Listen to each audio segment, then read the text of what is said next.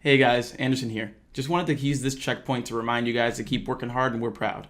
We want to also take the chance here and remind you guys about our flashcard sets for each category.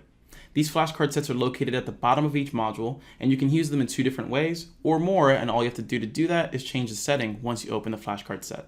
So guys, the best way to use your flashcards are in conjunction with your practice. We want you to be able to identify the proper terms and vocabulary, including the concepts themselves, when you're practicing. And that can't happen if you don't know how to properly name them. So included with that are your formulas, are those equations that are going to be common to use on that test as well. So make sure to brushing up on those, use those flashcard sets to the best of your ability. That way you can speak about this math as consistently as possible. As always guys, use the discussion tab in the course. If you look at the top left, there are 3 buttons there. Discuss is the one where you can reach me at. Just go ahead, at me, and you're good to go. As always guys, it's when you pass, not if.